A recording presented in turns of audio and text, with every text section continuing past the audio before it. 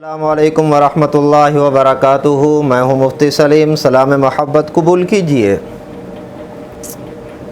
آج کل عاملین کے ہاں ایک ٹرینڈ چلا ہوا ہے، تسبیح سے استخارہ کرنا، پانی سے استخارہ کرنا، سورہ فاتحہ سے استخارہ کرنے کا۔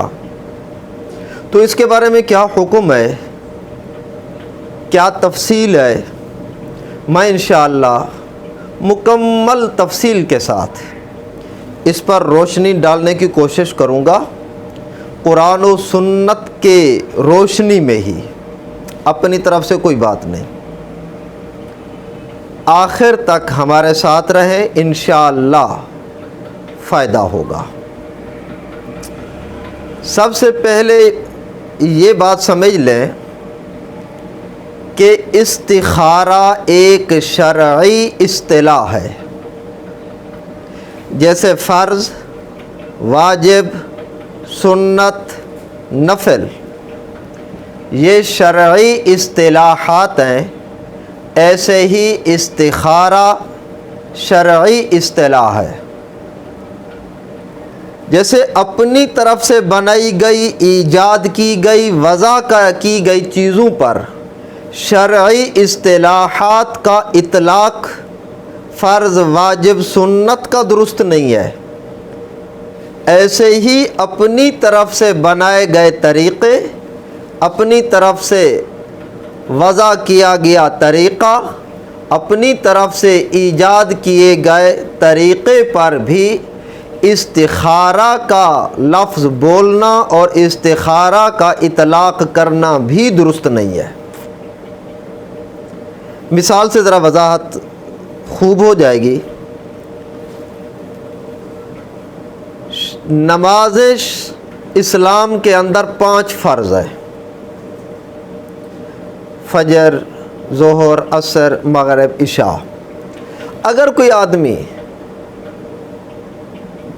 دوپہر کو 10 بجے 2 یا 4 رکعت پڑھے نفل، اور اس پر وہ اطلاق کرے فرض کا کہ میں 4 بجے علیحدہ کوئی فرض پڑھا کرتا ہوں، 2 رکعت یا 4 رکعت، تو اس کی تردید کی جائے گی کہ نہیں بھائی، فرض ایک شرعی اصطلاح ہے، اپنی طرف سے جو 4 رکعتیں مقرر کی گئی ہیں ان پر اطلاق کرنا اس کا درست نہیں ہے۔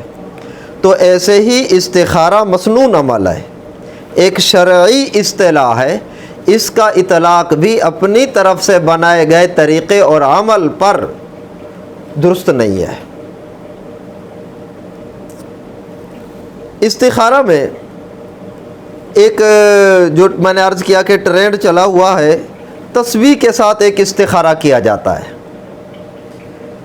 اس کی ترتیب یہ ہوتی ہے کہ آنکھیں بند کر کے 21 مرتبہ سورہ اخلاص پڑھیں یا پڑھ لی جاتی ہے، اور اس کے بعد تسبیح کے آخر میں چند دانے لے لیے جاتے ہیں، اندازے سے، گنتی کے بغیر۔ وہ اندازے سے 15 دانے آ جائیں، 18 آ جائیں، 20 آ جائیں، 21 آ جائیں، 8 آ جائیں، 10 آ جائیں، جتنے بھی آ جائیں۔ پھر ان دانوں پر بسم اللہ خیرہ و شرہ یہ پڑھا جاتا ہے۔ بسم اللہ ایک دانہ گرا دیا، خیرہ دوسرا دانہ، و شرہ تیسرا دانہ گرا دیا، پھر بسم اللہ خیرہ و شرہ، پھر بسم اللہ خیرہ و شرہ، یہ 3 لفظ ہو گئے، گویا کہ 3 دانے۔ اب دیکھیں گے کہ آخری دانے پر کون سا لفظ آ رہا ہے۔ اگر خیرہ کا لفظ آ رہا ہے تو عاملین کہتے ہیں کہ یہ کام کرنا بہتر ہے، اسے کر گزرے۔ اگر شرہ کا لفظ آخری دانے پر آ رہا ہے تو کہا جاتا ہے کہ یہ عمل درست نہیں ہے، اسے چھوڑ دے۔ تو یہ تسبیح سے استخارہ ہے۔ ایک اور استخارہ بھی کیا جاتا ہے، وہ ہے پانی کے ذریعے۔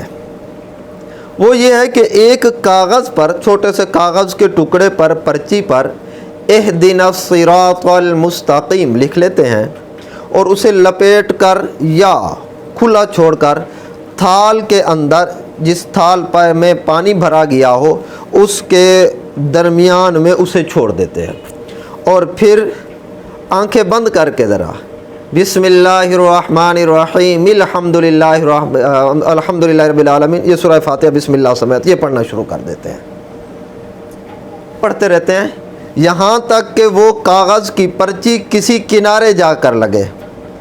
اب عاملین کہتے ہیں کہ دیکھیں گے کہ کس کنارے پر جا کر لگی ہے، دائیں کنارے پر لگی ہے تو اس کا مطلب یہ کہ کام کرنے میں بہتری ہے، لیکن اس کا جو نتیجہ اور رزلٹ ہوگا وہ بڑی محنت اور مشقت کے بعد حاصل ہوگا۔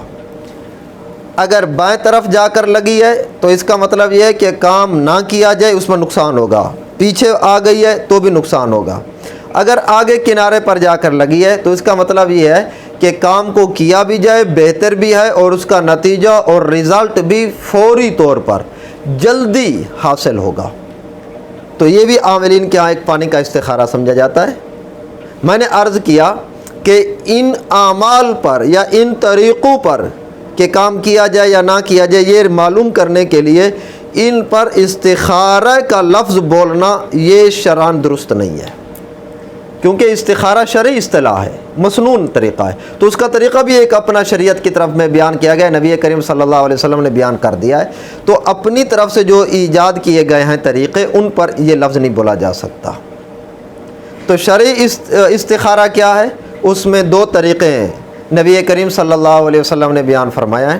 صحابہ فرماتے ہیں کہ کان رسول اللہ صلی اللہ علیہ وسلم یعلمنا الاستخارۃ کما یعلمنا سورۃ من القرآن، کہ نبی کریم صلی اللہ علیہ وسلم استخارہ ہمیں ایسے سکھاتے تھے جیسے قرآن کی کوئی صورت سکھائی جاتی ہے، یعنی جیسے قرآن کی صورت کو اہمیت دی جاتی ہے ایسے ہی استخارہ کا طریقہ اور اس کی دعا کو بھی اہمیت دی جاتی تھی۔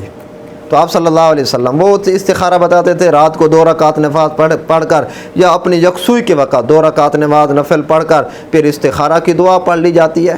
وہ میں نے اس پر ایک ویڈیو بھی بنا دی ہے، آپ وہ ملاحظہ بھی کر سکتے ہیں۔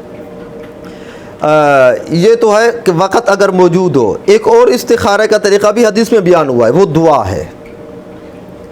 وہ یہ ہے کہ اگر وقت کی کمی ہو، وقت کی قلت ہو، تو اس میں آدمی دعا پڑھ کر وہ کام کر گزرے۔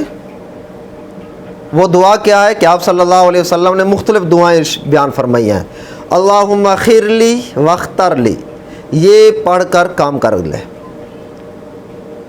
یا اللہم الہمنی رشدی واعذنی من شر نفسی، کہ اے اللہ الہمنی رشدی، مجھے سیدھے راستے کی، بھلائی والے راستے کی ہدایت فرما، مجھے الہام کر، واعذنی من شر نفسی، اور میرے نفس کے شر سے مجھے پناہ دے۔ یہ پڑھ کر کام کر گزرے۔ یا ایک اور بھی ہے، اللہم اہدنی وسدد امری، یہ پڑھ لے۔ تو یہ مختصر استخارہ ہے، وہ وقت موجود ہو تو وہ طریقہ، وقت مختصر ہو تو یہ دعا۔ اب آپ کے ذہن میں بھی ایک بات آ رہی ہوگی کہ وہ جو آج کل عاملین کے ہاں ایک استخارہ سمجھا جاتا ہے، اس کا کرنا جائز ہے یا نہیں ہے؟ تو بھائی اس کا مسئلہ حکم یہ ہے کہ اس کا کرنا جائز ہے، ناجائز نہیں ہے، کیونکہ شریعت میں منع نہیں کیا گیا، جائز ہے۔ لہذا کوئی کرنا چاہے، وہ لوگوں کے مجربات ہیں، بلکہ بزرگوں کے بھی مجربات ہیں، تو اگر اس کے اندر کوئی خلاف شریعت اعمال نہ ہو، الفاظ نہ ہوں، تو پھر کرنا جائز ہے، حرج نہیں ہے۔ لیکن یاد رہے اس میں اجر نہیں ملے گا، ثواب بھی نہیں ملے گا، اور اس میں نتیجہ بھی مرتب ہونا کوئی یقینی نہیں ہے۔ لیکن یہ جو شرعی استخارہ ہے، اس میں اجر بھی ہے، ثواب بھی ہے، اور نتیجہ بھی اچھا مرتب ہوتا ہے اور یقینی ہوتا ہے۔